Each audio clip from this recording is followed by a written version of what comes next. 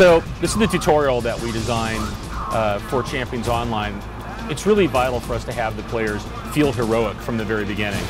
So we set forth the challenge to the designers to go ahead and create a tutorial, but it should be like Michael Bay wrote it. So pretty much everywhere in the game, it is just pandemonium and mayhem. There's this giant alien invasion that's occurring right at the beginning, and players, even though they are only level 1, right, they're not out hunting rats or collecting wolf skins at the beginning. They're out trying to save a city from being destroyed. And the champions, which are is the preeminent hero group in our world, actually was the focus of the attack. So nobody knows where they are. So that's why they're looking to you, and they need you to be a hero. And now we're going to run over to Socrates and actually get our big first quest here.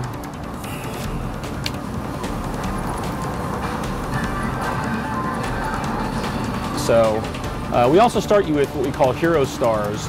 So up on your character here, you can see I've got 5 different stars. That's giving you damage and healing bonuses for all the different stars that you get. Basically, there's no death penalty. You just go back to 0 if you lose all your stars, and you build them up while being in combat. So first mission's pretty easy. I need to go and destroy some of these pods so the QLR don't go. And so I'm going to go ahead and just use some of my big might attacks here and take this down. So we wanted to make a might-based hero. There are about 18 different power sets in the game, which goes everything from might to fire to ice to electricity, sorcery, gadgeteering, archery. I mean, really the goal was to have it be any and all of the classic 4-color comic powers that you would identify with. Same thing with all the travel powers. From the more common being things like flight and super leap and super speed, even to things that start getting a little more exotic like teleportation, and then things into like hoverboards and ice slides and tunneling and earth flight, and where you actually rip up part of the ground and use gravity to move it around.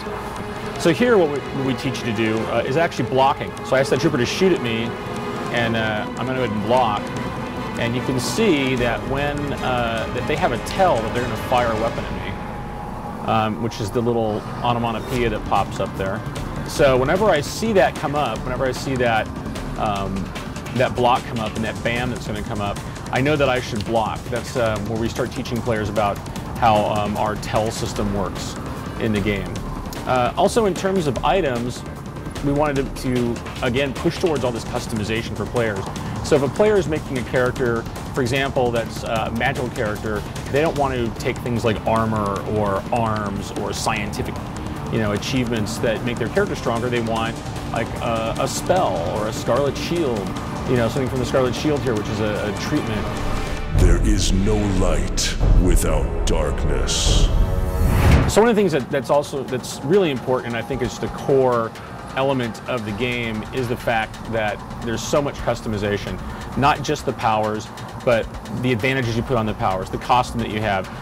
Even if I were to go in, if I had beam weapons, for example, on the character, I'd be able to change the color of those beam weapons and where they emanate from. So they can come from my hands or my fists or my chest or my eyes, and I could switch them from blue to yellow or red, and all based around the idea that I've got a specific character concept that I'm trying to really achieve, right? So the idea is that we want players to make iconic characters in our world.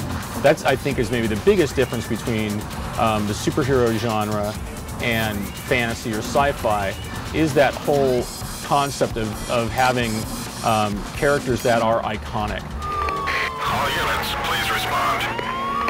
Armadillo's on the loose, and he's going to tear Millennium City apart. We know that players that like playing not only RPGs, but also are really into the superhero genre, love to be able to make a character that stands out in the world, that is really iconic. And I think that's a huge difference between what you can see in a game like Champions Online you get from fantasy-based MMO.